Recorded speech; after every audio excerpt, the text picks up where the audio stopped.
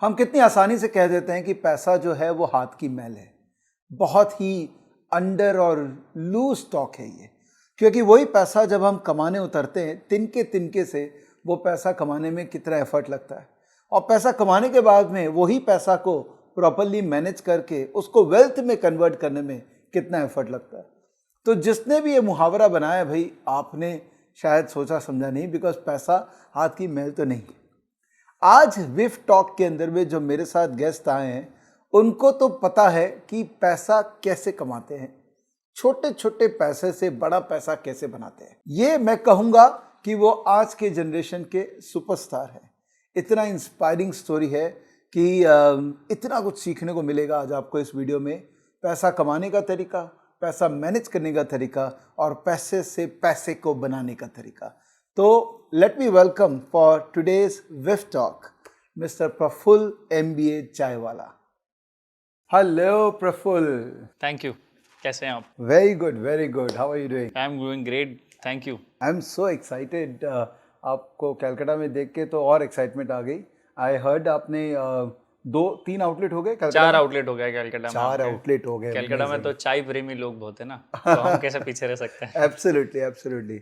सो प्रफुल्ल, ऐसे मैं तो हूँ फाइनेंस वाला और मेरा चैनल में फाइनेंस लर्नर्स बहुत है। यस यस, आई सॉ, मैंने देखा।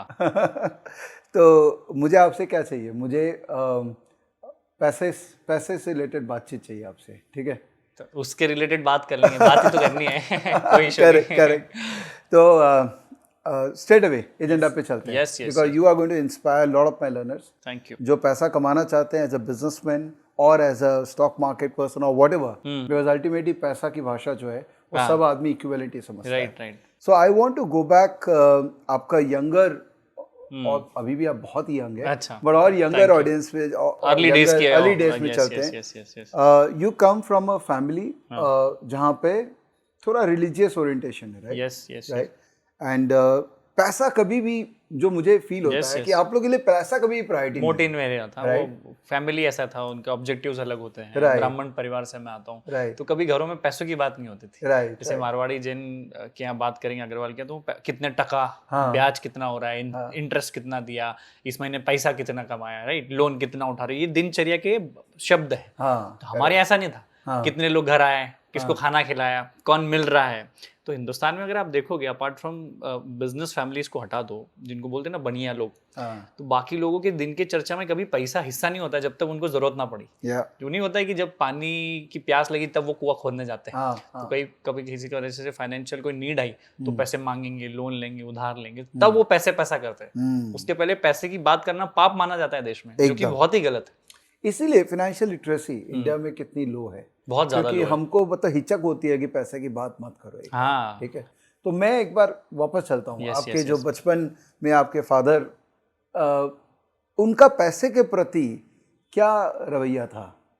देखो, मेरे पिताजी, अगर मैं उनको मेरे परिवार और बाकी रिश्तेदार और समाज और मैं जिस क्षेत्र से आता अगर कंपेयर करूँ, तो he was very much financially literate उस टाइम के। पर वो मेंटेलिटी सेविंग थी कि 10 करके 10 बार करेंगे तो 100 रुपए इकट्ठा होगा, save. But nobody has become rich by saving. आप भी जानते हैं, मैं भी जानता हूँ, ऑडियंस भी जानती है। तो उस टाइम पे वो इकट्ठा करके ब्याज पे पैसा देते थे, इकट्ठा करते थे, ब्याज पे पैसा देते थे, भागवत कथा प्रवचन करते थे, बिजनेस करके वो ब्याज पे देते, तो वही 24% साल का आता था, 2 रुपए सैकड़े का हिसाब से जो चलता था, उसमें वो थे। पर जो एक्चुअल में ग्रोथ सक्सेस के लिए फाइनेंशियल इंजीनियरिंग और लिटरेसी चाहिए थी, वो नहीं थी। वो एक डिफेंसिव तरीका था पैसे इकट्ठे करने के, जो आपको अमीर नहीं बना सकता, बट गरीब बनने नहीं देगा। आप बीच में झूलते हो, वो जो जहाँ हिंदुस्तान है एक्चुअली। तो वो परिवार से मैं आता हूँ। करेक्ट। तो अब वो ब्याज पे देते थे पैसा, जो कि मैंने देखा है कि एकदम रिमोटेस्ट इंडिया में जाएंगे ना, भारत में, तो वहां पर ये ब्याज का चलन बहुत है, कि जो भी अपने सेविंग करते हैं उसको 20%, 24, इनफैक्ट कई शहर ऐसे हैं जहाँ पे 50%। Yes yes yes. और वहीं पर टाइमिंग के साथ चलता है। 6 महीने में अगर पैसा नहीं दिया तो 2 गुना लेंगे, 1.5 गुना लेंगे, तो आज भी चलता है एकदम। तो वहीं डुबत भी सबसे ज्यादा, बहुत ज्यादा होती है। और वहीं पर ही चिट फंड जैसे कॉन्सेप्ट भी उभर के आए। हाँ, मतलब टेम्पररी और बहुत जल्दी वे में अगर आपको पैसे वाला बनना है, तो वहाँ पे आपको लगता है यहाँ से मेरा वो सुपरस्टिशन ही एक तरीके से लोगों का कि पैसा बन जाएगा, इतना गुना हो जाएगा। तो वो बातें आपकी सारी सच है। राइट। तो अभी अगर उनसे अपने बात करें, बिकॉज वो एक बहुत बड़ा ऑडियंस है और यूट्यूब में भी वो ऑडियंस बहुत बड़ा ऑडियंस है, तो उनसे अगर अपने बात करें कि अगर कोई 24%, 30% रिटर्न जनरेट करके दे रहा है, तो आपको क्या लगता है आज की स्टेज में, आपको क्या लगता है कि रियलिस्टिक है? नहीं, बिल्कुल है ही नहीं। मतलब अगर आप तरीके से जाओ, लिटरेसी के साथ जो एजुकेशन के साथ जाओ, तो आप तो 2000 टका भी ले लो, वो टका अलग है। बट अगर आप किसी के भरोसे जाके और बोले कि ये दे देगा, वो कर देगा, तो वो तो मान्य नहीं समझता हूँ मैं, टू बी ऑनेस्ट। पर हाँ, अगर आप फाइनेंशियल इंजीनियरिंग के साथ जाओ, प्रॉपर रिसोर्सेज यूज करो, अपना दिमाग यूज करो, मार्केट को पढ़ो, फ्यूचर विजन को पढ़ो, जहाँ इंडिया इतना ग्रो कर रहा है, इमर्जिंग मार्केट है पूरे वर्ल्ड में, ग्लोबल पॉलिटिक्स को थोड़ा समझो, तो रिटर्न्स तो बहुत मिल सकते हैं। राइट। तो आपने अपनी पढ़ाई जब की तो उसमें आपके फादर का कितना योगदान था, उनके सेविंग्स का कितना योगदान था? बहुत बड़ा योगदान था। मतलब मैं बताता हूँ आपका, जितना बड़ा योगदान हमारे माँ बाप का हमारी शिक्षा में, हमारी समृद्धि में, हमारे पूरे करियर में होता है, वो किसी का नहीं होता है। क्योंकि वो अपना कैसे भी करके वो, या देखो मैं होता क्या, मैं पूरे इंडिया की बात करूँ, मेरी बात छोड़ो, आपके या तो पिताजी की किराने की दुकान होगी, सरकारी नौकरी होगी, प्राइवेट नौकरी होगी, या छोटी मोटी कोई ग्रोसरी शॉप चला रहे होंगे, जब जाके वो पैसा इकट्ठा करते हैं, और वो उनका ध्येय एक या दो ही होता है, मेरे बच्चे की उच्च शिक्षा या उसकी शादी कहीं अच्छे घर परिवार में करेंगे। क्योंकि उच्च शिक्षा में 10, 12, 15 लाख लगता है, और एक शादी करने में 15 से 20 लाख लगता है। तो आपके माँ बाप मिडिल क्लास फैमिली के, लोअर मिडिल क्लास, पूरी जिंदगी पैसा इकट्ठा इसलिए करते हैं इन दो ऑब्जेक्टिव के लिए। तो वही जर्नी है, जैसी मेरी और आपकी ऑडियंस सुन रही वही है, कुछ अलग नहीं है, कुछ भिन्न नहीं है इस चीज में। तो वो रहता है। आपने MBA नहीं किया, ऑल्दो आपकी कंपनी में MBA है।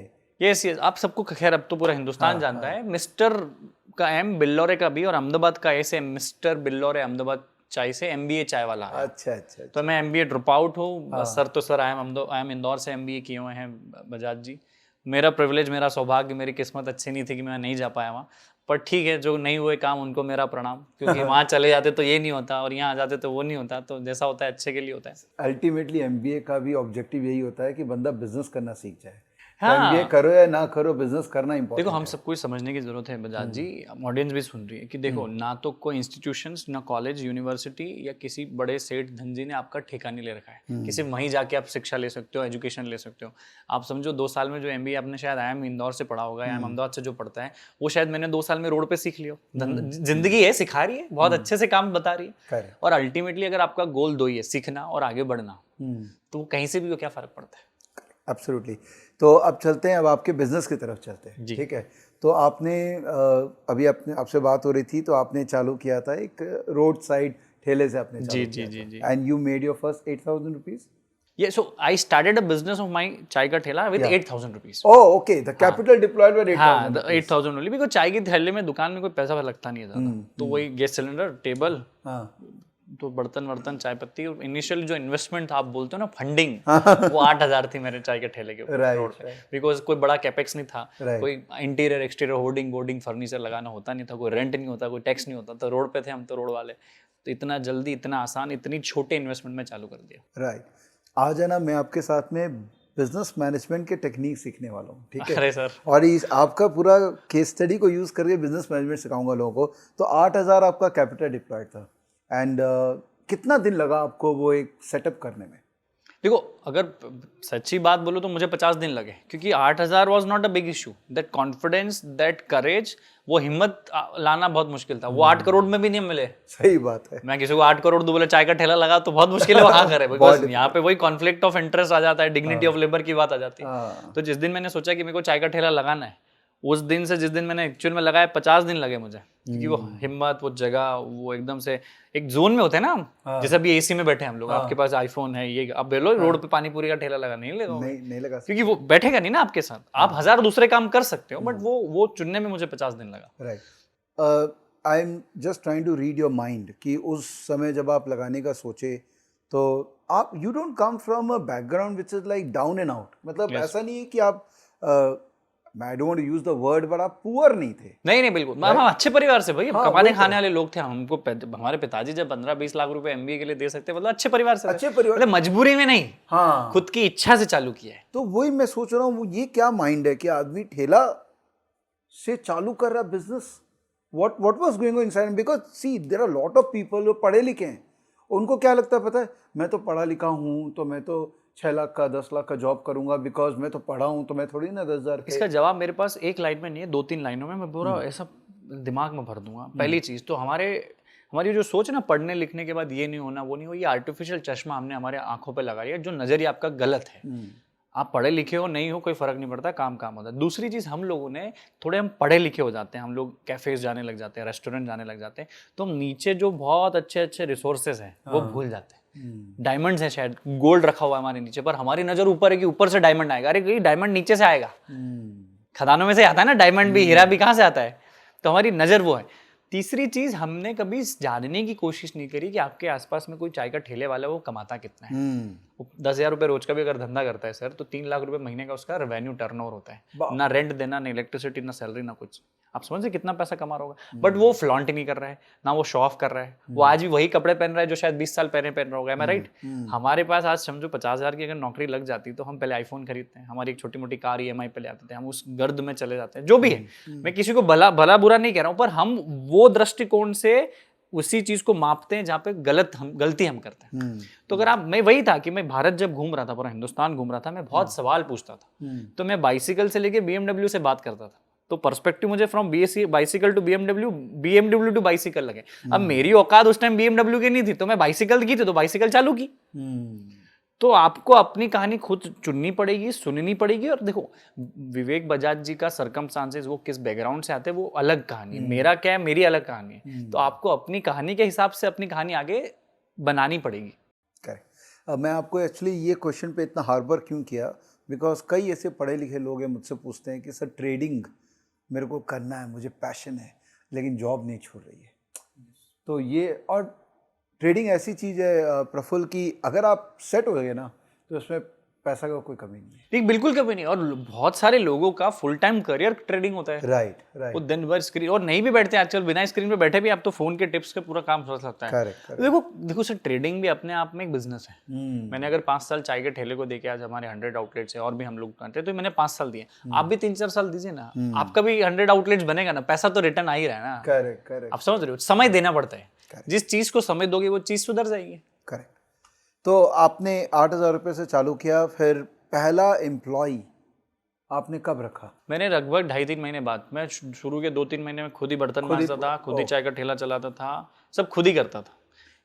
तो आपने एम्प्लॉय रखने के, सॉरी टू इंटरप्ट यू, आपने एम्प्लॉय तब रखे जब आपके पैसे बचने लग गए उसमें से? बचने से भी ज्यादा मैं सोच रहा था कि मेरा खुद का पोटेंशियल कितना है, मैं करके तो देखो एक बार। क्योंकि उस टाइम में हम लोगों से फर्स्ट जनरेशन एंटरप्रेन्योर, हमें डेलीगेशन ऑफ वर्क नहीं आता, हमें खुद काम करते आता है, पर काम करवाना एक बहुत बड़ा काम है। आप बताऊं आपको, आप जितने बड़े बड़े धंधे वाले को देखेंगे, एंटरप्रेन्योर्स को देखेंगे, वो शायद गोवा के बीच में बैठ के वो पेप्सी पी रहे होंगे, उनके यहाँ काम चल रहे हैं, उनको काम करवाते आता है, वो भले ही फ्री है। करेक्ट। आज आप 600 लोगों का कंपनी चला रहे हो, मेरा भी छोटा मोटा परिवार बढ़ते जा रहा है, आज हम बैठ ही रहे ना, हम कहाँ दिन भर वो मजदूरी वाला काम कर रहे हैं। पर ये सीखने समझने में 4 साल, 4.5 साल, 5 साल लगे कि खुद को काम अब कम करना है, काम करवाना ही ज्यादा नहीं। जब फर्स्ट जनरेशन एंटरप्रेन्योर होता है ना, वो खुद सब करने की कोशिश करता है। करेक्ट। वो हलवाई भी खुद, वो दुकान में भी बैठेगा, झाड़ू भी खुद लगाएगा, पैसे भी खुद गिनेगा, शटर भी वही खोलेगा, शटर भी वो बंद करेगा। तो वो मेंटेलिटी से मैंने धंधा उस टाइम चालू किया।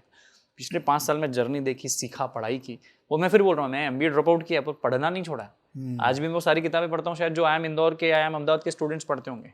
मेरे पास एक्सेस है ना, जो उनको प्रिविलेज है मुझे नहीं किया, अमेज़न से वो ऑर्डर करते होंगे, मैं भी ऑर्डर कर सकता हूँ। सही बात है। तो किसी इंस्टीट्यूशन के भरोसे तो है नहीं लर्निंग। फिर जितना ज्यादा अच्छे लोगों से, बेहतर लोगों से आप मिलोगे, तो वो आपको बताएंगे कि दुनिया चलती कैसे, बिजनेस होता कैसे। ठीक है, थोड़ा वर्किंग कैपिटल ओरिएंटेड डिस्कशन करेंगे। ठीक है, कि जब आपने किया तो आपने एम्प्लॉय रखना चालू कर दिया, तो ऑब्वियसली आपके रेवेन्यू आ रहे थे, और क्योंकि ये कैश का धंधा है, तो आपके लिए सबसे इजी हो गया कि इसमें कोई डेटर का, हाँ डेटर का नहीं, और वो पैसा दिखता था, 500-1000 के नोट दिखते थे तो अच्छा लगता था, वो भी खेल था थोड़ा। तो जब हम लोग किसी भी तरह का बिजनेस क्रिएट करते हैं इस स्केल का, क्योंकि आप एकदम यहाँ से चालू करके इसको स्केल अप किए, इसके अंदर में मेरे को आप 3 ऐसी बातें बताइए जो आपको लगता है कि छोटे स्केल का बिजनेस को आपको बड़े स्केल में ले जाने में हेल्प किया। देखो, सबसे पहली प्रायोरिटी तो आपका business should be the focus and should be centre of attraction. आप अपने आप को पीछे रखो, धंधे को पहले रखो। अगर आप 100 रुपए भी कमा रहे हो तो 100 रुपए आपके नहीं, वो धंधे के हैं। 100 वापस लगाओ, 1000 आए फिर 1000 आओ, धंधे का पैसा धंधे में लगेगा तो धंधा बड़ा बनेगा। पहली बात तो ये। दूसरा, बहुत सारे लोग गलतियां क्या करते हैं, वो जैसे थोड़ा बहुत पैसा कमाने लगते हैं तो वो खर्चे पालने लग जाते हैं, आईफोन के, गाड़ी, कपड़ों के, मकान के, जो भी आप समझ। तो शुरू में एटलीस्ट 1000 दिन, मैं ऐसा समझता हूँ, मुझे नहीं पता, मैं गलत भी हो सकता हूँ, एटलीस्ट 1000 दिन आप अपने आप की प्रायोरिटी पीछे रखो। मुझे याद है मैं 2 साल बिना कपड़े खरीदे मैंने रहा था, मैंने कोई नई जीन्स नया टी शर्ट कुछ नहीं खरीद, मैं खरीद सकता था पर मैंने कहा नहीं, मुझे आज मेरे कपड़े नहीं दिखाने, मुझे अपनी मेहनत करनी है। कपड़े तो आज मैं खरीद सकता हूँ, कल भी खरीद सकता हूँ, और flaunting was not the major objective that time. तीसरा मुझे लगा financial literacy is very important. How do you manage your money, कि कहाँ से पैसा आ रहा है, बैंकिंग क्या होती है, करंट अकाउंट क्या होता है, आपको खोलना पड़ेगा। फिर उसी टाइम पे ठेले के टाइम पे इनकम टैक्स रिटर्न फाइल कर दिए थे। अभी बहुत सारे लोगों के ITR ही नहीं होते, आप समझ रहे हो, तो ITR फाइल कर दिए। तो आज पता है, पहले तो एक साल में 2-2 साल के ITR हो जाते थे, पर पिछले 4-5 सालों से हर एक साल का अलग ITR होता है। तो मिनिमम आज अगर लोन भी लेना है, कार लोन, घर लोन, तो 3 years का ITR तो इज मस्ट। तो वो चीजें बहुत अंडरस्टैंडिंग हो गई थी।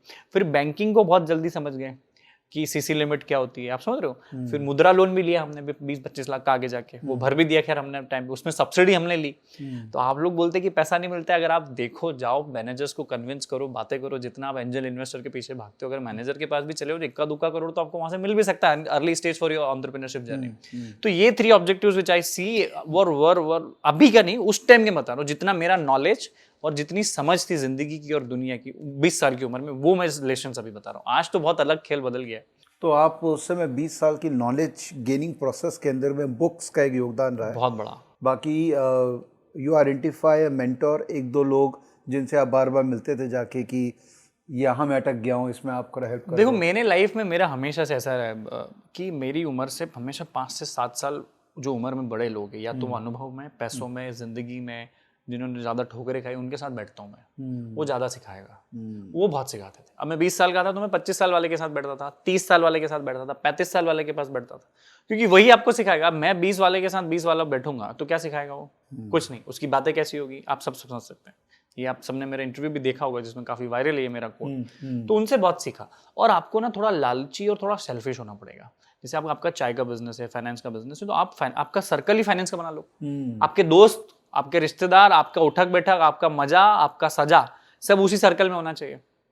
तो जो नेटवर्क आप बातें करते हो, आप जैसे गोवा भी घूमने गए तो वहां पे भी आपकी बिजनेस की बातें हो सकती है। वो आपका कैजुअल मीटिंग है, आप रात को डिनर कर रहे हो तो आप उस पर भी बिजनेस में बातों बातों में 4 चीज सिखा दोगे। तो वो मेरी लर्निंग्स बहुत अच्छी थी। And since I was in Ahmedabad, तो मेरे बहुत सारे गुजराती फ्रेंड्स थे, बनिया फ्रेंड्स, उन्होंने बहुत सिखाया मुझे। तो वो सिखाने से भी ज्यादा आप में सीखने की ललक और सवाल पूछने की हिम्मत होनी चाहिए। Asking question is one of the biggest traits or habits you should adopt right now. Start asking questions और start even googling. अगर नहीं पूछ सकते हो front to front, man to man, तो एटलीस्ट गूगलिंग भी अच्छे से करना सीखो। और एक तरीके से नहीं, एटलीस्ट 7-8 तरीके के अलग अलग प्लेटफॉर्म्स पे जाके सर्च करो, ताकि आप अपना खुद का डिसीजन बना सको। सही है दोस्तों, ये जितना कॉन्वर्जेशन हो रहा है ना, आप एकदम इसको शेयर बाजार पॉइंट ऑफ व्यू से भी, ये शेयर बाजार ही है, जिंदगी धंधा शेयर बाजार सब एक ही है, कि the way you do anything is the way you do everything. Am I right? Right. जिस हिसाब से आप कोई एक भी चीज करते हो, उस हिसाब से आप सारी चीजें करोगे। तो बड़ा सिंपल है गणित शेयर बाजार का भी।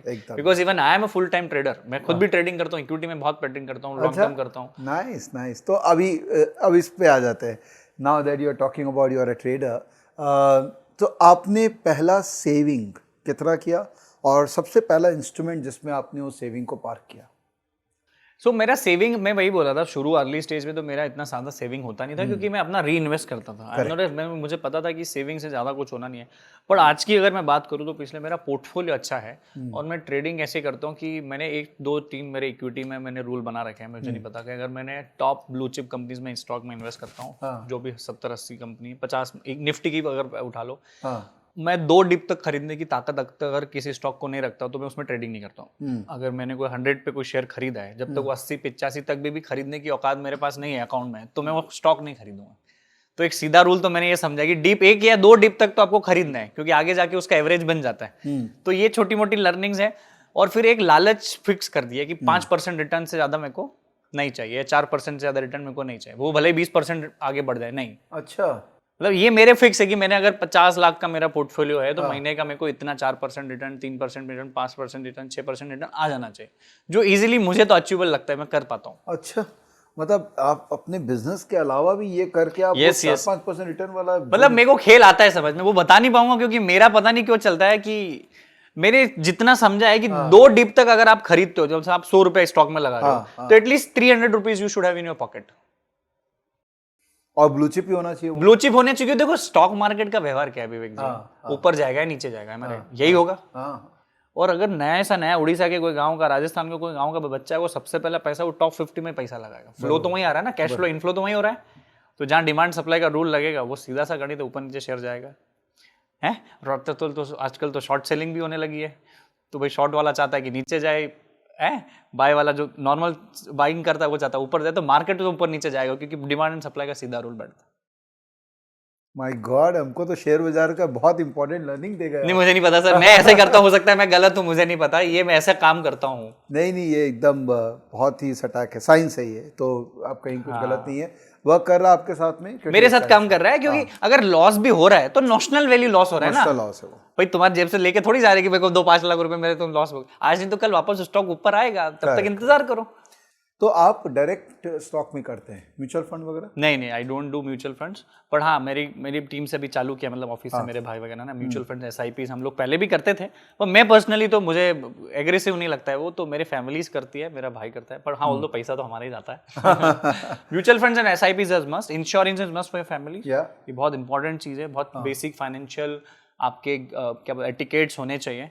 वो नहीं बोलते कि घरों में 4 बर्तन होने चाहिए खिलाने के लिए, 6 ग्लास होने चाहिए, तो एक फाइनेंशियल इंजीनियरिंग का ये भी चीज़ें बहुत इंपॉर्टेंट है। इंश्योरेंस इंपॉर्टेंट है, SIP इंपॉर्टेंट है, म्यूचुअल फंड्स इंपॉर्टेंट है, क्योंकि आज नहीं तो कल समय बुरा आता है, तो ये सब चीज़ें बहुत साथ देती हैं। सही।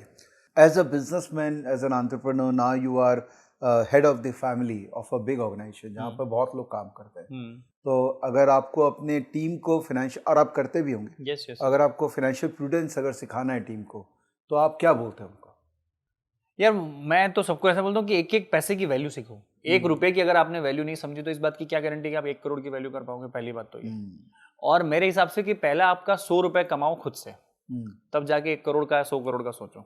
और इन्वेस्टर को मैं बोलूंगा, ट्रेडर्स को बहुत ज्यादा, कि अपने पेचेक से और अपनी कमाई से जिस दिन तुम ट्रेडिंग करोगे ना, अपने आप तुम्हारा प्रॉफिट्स ग्रीन में दिखेगा, मेरी गारंटी है। अच्छा। क्योंकि बिना दिमाग बिलाए, बिना तुम इधर उधर किसी की टिप्स के भरोसे पैसा लगाओगे नहीं। सही बात है। तो ये बड़े बेसिक है, क्योंकि आप अपने पेचेक्स, अपनी गाड़ी कमाई कर्मठता के साथ जब पैसा लगाते हो तो आप दिमाग भी लगाओगे, रिसर्च करोगे, आप जैसे लोगों से सीखोगे और आगे बढ़ोगे।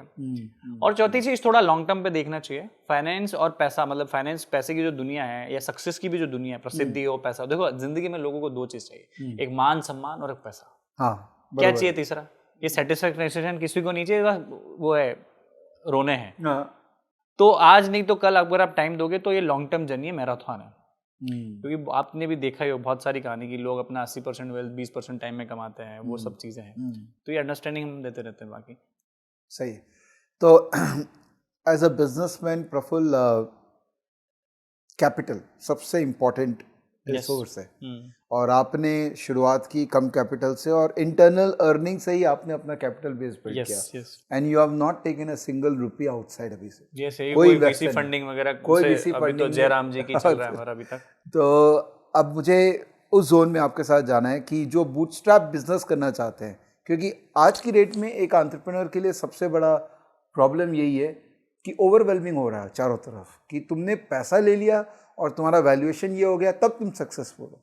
जब ये बिल्कुल गलत है, ये एक आर्टिफिशियल लॉला क्रिएट करा जा रहा है, लोगों को फोमो क्रिएट हो रहा है, और ऐसा कुछ है नहीं भाई। ये जो आप फंडिंग 100 करोड़ 500 करोड़ 800 करोड़ उठाया, इतना वैल्यूएशन, ये कोई अकेले आदमी का नहीं होता है। 25-50 लोग उसमें पार्टनर होते हैं, सबका अपना अपना हिस्सा होता है। आखिर में अगर देखो तो बूटस्ट्रैप कंपनी का एक सिंगल मालिक 100% ऑनरशिप जो रखता है, शायद उसकी वैल्यू ज्यादा होनी चाहिए, पहली चीज। दूसरा, जो दिखता है वैसा होता नहीं है। वो इक्विटी कब डाइल्यूट होगी, कब आपके पॉकेट में पैसा कैश में आएगा, आप समझ रहे हो? इसमें और इसमें बहुत अंतर है।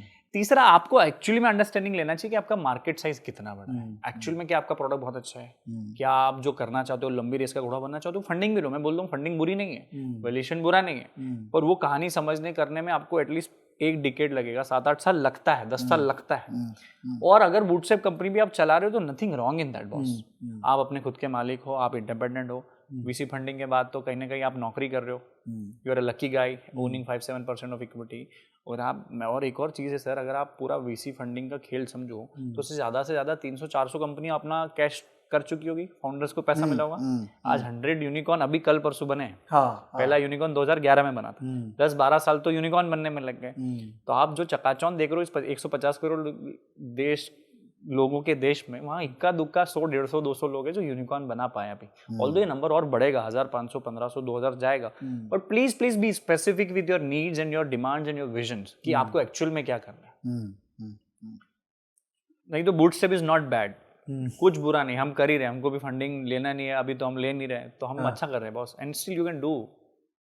तो एक्चुअली में मैं नितिन कामत से ही बात कर रहा था इसी चीज़ को लेके, और वो हमेशा बोलता है कि मैं क्या करूंगा पैसे का, क्योंकि मेरा कंपनी जब कैश फ्लो जनरेट हो रहा है, प्रॉफिट हो रहा है, तो क्या जरूरत है दूसरों का पैसा लेके। राइट।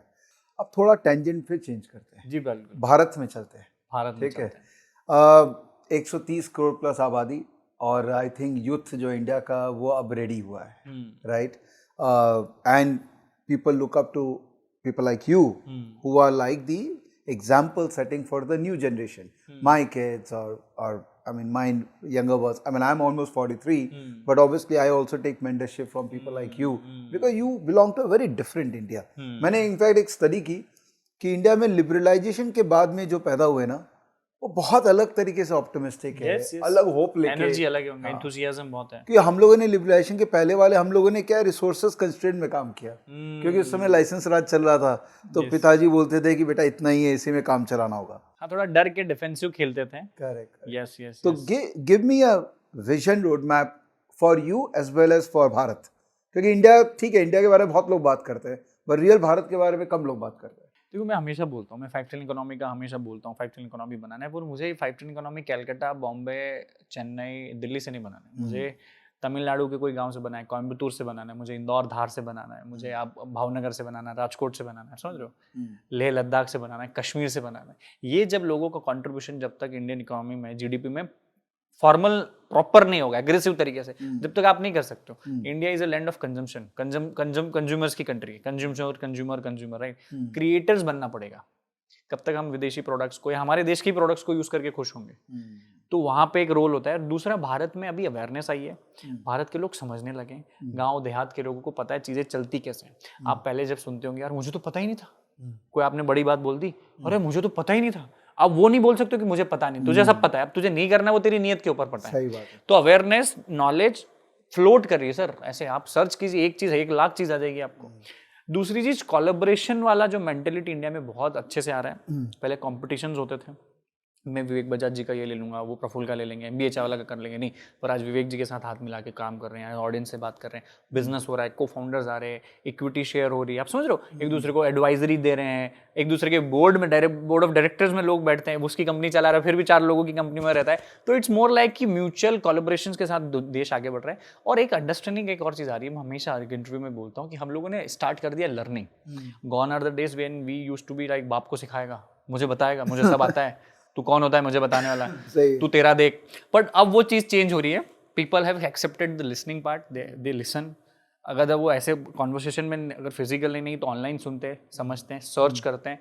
आप देखो कोर्सेज की बात करो, अगर फाइनेंशियल एजुकेशन की बात करो, तो कितने लोग अपनी personal growth, financial growth, company की ग्रोथ के लिए कोर्सेज लेते हैं, मेंटरशिप लेते हैं, लेसन्स लेते हैं, पढ़ने जाते हैं।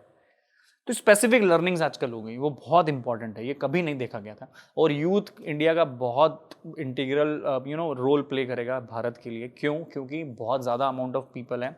आप अगर देखें तो 25-50 करोड़ युवा लोग हैं जिनकी एज लगभग 30 साल की शायद ऑन एन एवरेज हो गया। तो कैन यू इमेजिन, तो जो इन्वॉल्वमेंट है यूथ का बहुत ज़्यादा आ रहा है। अब पहले जैसे रोड़े अटकते थे रिश्तेदारों के, पिताजी के, कन्विंसिंग करना फैमिली को, क्षेत्र की हमारे यहाँ पे अपॉर्चुनिटी नहीं, एक्सपोजर नहीं, वो बहुत चीज़ें अलग हो गई, वो बहाने चले गए, वो एक्सक्यूजेस चले गए। तो एक नया इंडिया आ रहा है। और आजकल आईएएस के बच्चे, आईआईटी जो जॉब करते हैं, गवर्नमेंट जॉब में, पीएसयूज में है, उनके बच्चे स्टार्टअप्स कर रहे हैं। कैन यू इमेजिन, ये कभी नहीं हुआ था। बोले अब डॉक्टर होता था, वो उनका बेटा डॉक्टर ही बनता था, पर ऐसा नहीं, डॉक्टर का बेटा स्टार्टअप करता है ना, बिजनेस करता है, अपनी कहानी बुन रहा है। अलग अलग डिजिटल हो गया, टेक्नोलॉजी रिलेटेड हो गया, सप्लाई चेन हो गया, ई कॉमर्स हो गया। हर इंडस्ट्री में अपने आप में एक्सपोजर की अपनी दुनिया है। हर इंडस्ट्री का हर एक सेक्टर, एक सेगमेंट अपने आप में $1 बिलियन कंपनी बना सकता है। इतना बड़ा मार्केट साइज इंडिया में। सो पीपल हैव अंडरस्टूड और लिबर्टी मिल गई अब कि करो। तो वहां पे बच्चे अब मतलब डर नहीं रहे, कर रहे हैं अपना काम एग्रेसिवली तरीके से। सही है। कंपटीशन, आप कंपटीशन को वेलकम करते हैं ना, आपको डर लगता है? जैसे मैंने 2-3 ब्रांड देखा, CA चाय वाला और इंजीनियर चाय वाला। सो पीपल आर तो देखो आता है ये, अभी एक बार कुछ अच्छा ब्रांड आ जाता है ना, उसके रिलेटेड कॉपी पेस्ट होता है अपना, चलता है, इट्स ओके, बट कोई कंपटीशन नहीं, वो उनकी कहानी अलग है, हमारी कहानी अलग है।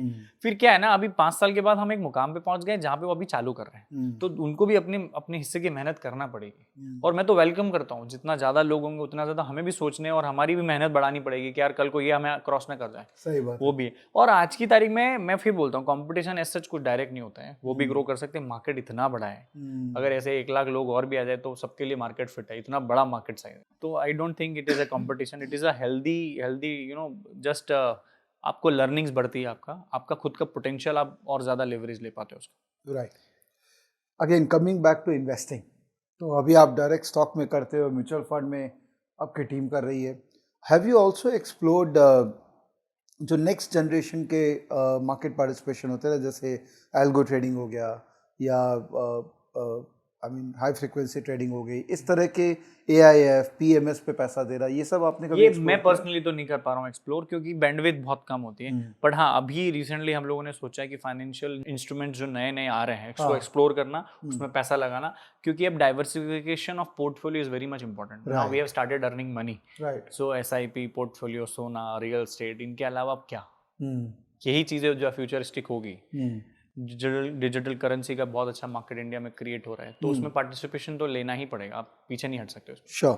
सो 2 एसेट के बारे में मैं स्पेसिफिकली बात करूँ, एक तो रियल एस्टेट जो कि इंडिया का आप मान लो एक सोशल सिक्योरिटी का एक इम्पॉर्टेंट मीडियम था, लगता था कि यार घर अपना रहे तो बहुत जरूरी है। तो आप भी उस पर बिलीव करते हो कि घर तो चाहिए, सबको चाहिए? देखो, इस पे 2 पर्सपेक्टिव है। As a personally, as a businessman सोचो तो I don't want my home, क्या करेंगे, क्योंकि नक्की नहीं है, आज दिल्ली है, कल बॉम्बे, कल Ahmedabad, you never know, because opportunities हर जगह बनती जा रही, एक्सपोजर आता है। पर हाँ, अगर फैमिली पर्सपेक्टिव से देखें तो आज भी हमारे मम्मी पापा का कहना है भाई इतना कमा रहे हो, कर अब घर ले लो खुद का, तो वो रहता है। और अगर आप उनको रियल एस्टेट को अगर आप एज एन असेट यूज करो, आपका घर, आपका लोन ले लो, आप उसको भर दो, फिर उसको मॉर्गेज रख दो, फिर 2 करोड़ उठा लो, 1.5 करोड़ उठा लो, उसके वर्थ के 80% 90% वैल्यू आपको पैसा दे देती है बैंक, फिर उसको आप बिजनेस में लगा दो, या कहीं आपको इमरजेंसी आ जाए, तो एक वो पर्सपेक्टिव में भी अगर आप देखो तो it is a very good decision to go into real estate.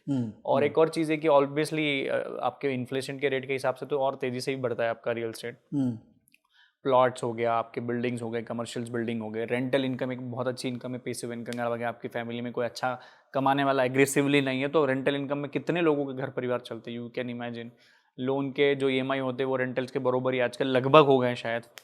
तो ये सबका डिपेंड करता है कि उनका फैमिली स्ट्रक्चर कैसा है और उनका सर्कमस्टांसेस करेंटली कैसा है, उस हिसाब से उनको they should take a decision. But you are not someone who will say कि why will I own a house? नहीं, I am not still believe that school of thought कि यार घर तो होना चाहिए, उसमें क्या प्रॉब्लम? हाँ, वो वही good. Actually you come from that transitional period where a traditional school of thought was like us, and the modern is like that. It's a so देखो, मैं इसके पीछे आपको कहानी बताता हूँ। आज आपका घर, आपका ऑफिस, आपके कपड़े डिसाइड नहीं करते कि आप कौन हो। आपका एक प्रोफाइल होता है, वो आप इंडिविजुअल हो गए। आपका सोशल मीडिया प्रोफाइल से आपकी पता चल जाती है, 10 पोस्ट कैसी है उससे आप पता चल जाएगा कि विवेक बजाज जी कौन है, प्रोफाइल कौन है। मे बी यहाँ पे फेकनेस होती है, पर आप लंबे दम तक फेकनेस नहीं बना सकते हो, राइट? अब आप मेरे को बता, कितनी बार आपके यहाँ लोग दोस्त आपके घर आते हैं, बहुत लिमिटेड, जहाँ पहले 100 आते थे 5 साल पहले, आज मेरे को लगता है शायद 5-7 आते होंगे, 10 आते होंगे, बहुत कम हो गए। ऑफिस भी कब आते होंगे, आजकल तो फोन और जूम कॉल पे काम हो जाता है। सो पहले एक शो ऑफ का तरीका भी था, लोगों का घर दिखाना, ऑफिस दिखाना कि हमारे घर में ये लगा हुआ है, झालर लगी हुई, झूमर लगे हुए हैं, ये बड़े सोफे हैं लाखों करोड़ों के। वो तामझाम तो है नहीं। तो अगर आप देखो, अगर शो ऑफ को अगर हटा दो तो 100 में से 80 लोग अपना घर भी ना बनाए। अगर मैं झूठ बोल रहा हूँ, आप बताना कमेंट में। एकदम ठीक है। अगर शो ऑफ को, दिखावे को, फ्लॉन्टिंग को अगर हटा दो तो लोग ये एसेट भी क्रिएट ना करें। करेक्ट। और अभी जो नया एसेट इमर्ज हुआ है अपार्ट फ्रॉम रियल एस्टेट, अब थोड़ा क्रिप्टो और न्यू एसेट्स की बात करते हैं, NFT and all those things. Do you have any view? So NFTs तो हमारे क्रिएट कर रही थी हमारी टीम, पर कहीं ना कहीं मुझे तो पर्सनली थोड़ा स्कैम जैसे लगता था पहले भी, आज भी मेरा पूरा 100 में से मार्क्स तो नहीं मिल सकते, क्योंकि जहाँ कोई रेगुलेटरी बॉडी नहीं है, आपको पता नहीं है भाव ऊंचेगा कैसे, ऊपर कैसे होगा, तो वहाँ पे फिर आपके गट्स, आपका इंटेलिजेंस, आपका एक्यूमेंट कोई काम का नहीं होता है। क्योंकि ये तो सट्टे का बाप सट्टा हो गया है। कोई बैठा हुआ US के कोने में, वो रात को उसको 2 बजे सपना आया कि चलो मेरा ये हाथी का NFT बना देता, वो बना दिया। भाई क्या उसका कोई औचित्य नहीं है। बट मेरे हिसाब से इसमें पार्टिसिपेंट हो सकता है, क्योंकि digital currency, we never know कि कल को कैश रहेगा कि नहीं रहेगा, क्योंकि बहुत जल्दी ट्रांसफॉर्म हो रहा है इंडिया, वर्ल्ड बहुत ट्रांसफॉर्म हो रहा है। ओल्ड स्कूल थॉट और आज के थॉट्स को मिक्स करना इज वेरी डिफिकल्ट। दूसरा, चीजें इतनी रैपिडली चेंज हो रही है। आप समझो, पहले यूपीआई था क्या? पहले फोन पे, गूगल पे, पेटीएम थे क्या? आज उनका एक्सेसिबिलिटी देखो, कितना अवेलेबिलिटी हो गया। पहले टेक बेस्ड प्लेटफॉर्म कहाँ थे? आजकल तो एआई मशीन लर्निंग के थ्रू आपकी ट्रेडिंग हो जाती है। पहले कहाँ होता था? आज तो आदमी भी नहीं चाहिए, आप तो फिट कर दो ये मेरे को रिटर्न चाहिए, आ जाएंगे। M I right? राइट। तो इतनी तेजी से चीजें बढ़ रही है, लोगों की इच्छा, और लोग बोर जल्दी हो रहे हैं। तो हो सकता है this could be the future, but today being from seeing the everything, being 25 years old, मतलब हमने कैश भी देखा है, उसके पहले का भी धंधा देखा, अभी भी देख रहे हैं, तो थोड़ा आदमी असमंजस में आ जाता है। Correct. So basically you are a person who is open to new ideas, new opportunities. One should be an open, but it shouldn't be your main business, maybe 100% focus की वही सब है, नहीं। You should make money, you should make a business model, you should see a long term thing कि कहाँ आप create कर सकते हो चीज़ों को। Sure. प्रफुल्ल, लास्ट क्वेश्चन मेरी तरफ से। आप 25 साल के हैं, तो 20 से 25 साल की जो ऑडियंस है उनको अगर मुझे फाइनेंशियल डिसिप्लिन में डालना है, तो क्या पॉइंटर्स उनको आप सजेस्ट करेंगे कि ये आपको करना है? Not necessary stock market, nothing, discipline. एक हमारे पिताजी लोगों ने एक डिसिप्लिन डाल के रखा था ना हमारे अंदर में, तो वो अब आप क्या रिकमेंड करें? बिकॉज मुझे लग रहा है कि ये जो जनरेशन है ना, बिकॉज इतना लोन इजीली अवेलेबल हो गया है, पैसों की इतनी इजी एक्सेस हो गई है, थोड़ा डिसिप्लिन कम हो रहा है। तो आप क्या? डिसिप्लिन कम हो रहा है। दूसरा, इनको नॉलेज एक तो गूगल के टिप्स पे मिल रहे हैं, फिंगर टिप्स पे, राइट? मैं अभी भी बहुत सारे बच्चों को देता हूँ, 20-21 साल के होते हैं, वो बोलते हैं क्रिप्टो से करोड़पति कैसे बने। वो वीडियोस बनाते हैं, देखते हैं कि लखपति कैसे बने स्टॉक में। मैं आपको फिर बता दूं, आपको अपना स्टॉक मार्केट का पोर्टफोलियो अगर बनाना है, तो उसके लिए पहला इनकम तो आपको काम करके ही बनाना पड़ेगा ना। वो पैसा लाओगे कहाँ से? कोई हवा में तो दिखेगा नहीं, और पिताजी तो देंगे नहीं 50 लाख की चल आज से स्टॉक मार्केट कर, ऐसा तो कई लोग हैं जो पिताजी ने पढ़ाई के लिए पैसा दिया है, वो पैसा शेयर बाजार में लगा दे रहे हैं, और पिताजी को बोल रहे हैं कि मैं पढ़ रहा हूँ। मैं वही बोल रहा हूँ, कौन आगे देख रहे हैं?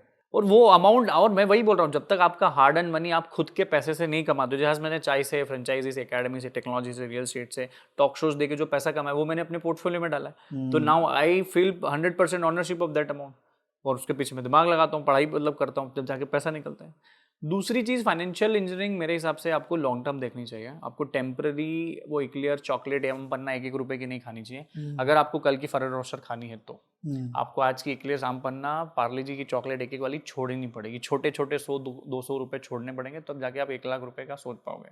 ऑल्दो इसकी वैल्यू करना, इसकी इज्जत करना एक डिफरेंट पार्ट है, बट आपको स्किल बेस्ड होना चाहिए, आपको लॉन्ग टर्म देखना चाहिए। और पैसा फॉर यू, वो 20 बुद्धि 30 धन बोलते थे हमारे यहाँ, कहावत है कि जब तक आपकी उम्र 20 साल है, 20, 21, 22, 23, 24, 25 के हो, 20s में हो, you should focus on learnings rather than earnings. Although आपका साइड बाय साइड इन्वेस्टमेंट होते रहना चाहिए, जो आपकी असेट बिल्डअप करे, फ्यूचर में जाके उसकी वैल्यू बढ़े, बट फिर भी आपका मनी ओरिएंटेशन और सेंट्रिक नहीं होना चाहिए इतनी अर्ली स्टेज पे। पैसा तो भाग के पीछे आता है अगर आप कुछ क्रिएट अच्छा कर दो। You are zapping me totally. मतलब 25 साल की उम्र में इतना depth of knowledge and thought process, wisdoms is commendable. तो ऑब्वियसली वे मेरे पास लिमिटेशन ऑफ टाइम है, तो अभी आपने इतना ही दिया मेरे लिए बहुत है। नहीं सर, मेरा प्रिविलेज है, और आप बहुत अच्छा काम कर रहे हैं। इस देश को फाइनेंशियल लिटरेसी की, इंजीनियरिंग की बहुत ज़रूरत है। लोगों को नहीं पता है। वो मैं आपको बताता हूँ, कोई आदमी 1 करोड़ कमाता है, उसका 10 साल का बाद शायद वो 1 करोड़ या 1 करोड़ 20 लाख ही होगा, पर कोई शायद 1 करोड़ कमाता है, वो उसको 1000 करोड़ पे लेके जाता है। तो यही फाइनेंशियल इंजीनियरिंग जिसने सीख लिया, financial literacy, gimmicks, guts, techniques, nuggets जिसने सीख लिए, समझ लिए, उसको कोई नहीं रोक सकता। और आप कितनी भी सेल्स मार्केटिंग कर दो, कुछ भी कर दो, finance is still the blood of the business. Absolutely, absolutely. So आप बहुत अच्छा काम कर रहे हो, and please educate more and more people like us, because मैं भी आपके वीडियोस देखता हूँ, हमारी जनता भी देखती है, तो बहुत अच्छा काम कर रहे हैं आप। Thank you so much, thank you. क्या दोस्तों, कैसा रहा? बहुत बहुत इंस्पायरिंग, मज़ा आ गया। कोशिश किया मैंने कि आपको इंस्पिरेशन तो दूँ ही, साथ साथ में मनी ओरिएंटेड जो इम्पॉर्टेंट बातें होती है, जो शायद हम रेगुलरली नहीं करते हैं, उन बातों पे भी एक पर्सपेक्टिव दूँ। प्रफुल्ल एक अलग बैकग्राउंड से आते हैं और अब अलग बैकग्राउंड में जा रहे हैं, तो ये जो जर्नी उन्होंने अपनी दिखाई काफ़ी कमेंडेबल है, और हम सब के लिए कुछ ना कुछ इस वीडियो में सीखने लायक है। अगर आपको पसंद आया है तो अपने दोस्तों के साथ शेयर कीजिए, अपने फैमिली में बच्चों के साथ में शेयर कीजिए। पूरे भारत देश में ये वीडियो जाना चाहिए, ताकि सही तरीके से पैसा को बनाना, बिजनेस को बिल्ड करना और अपने आप को खड़ा करना, ये सब हम अच्छे से सीख सकें और नया भारत जो हम सब बनाने वाले हैं उसको सर्वोदय बना सके। थैंक यू सो मच ये वीडियो देखने के लिए, और पहली बार जुड़े तो ये वीडियो के साथ मेरे चैनल को भी लाइक करिए, सब्सक्राइब करिए। Bye bye, take care.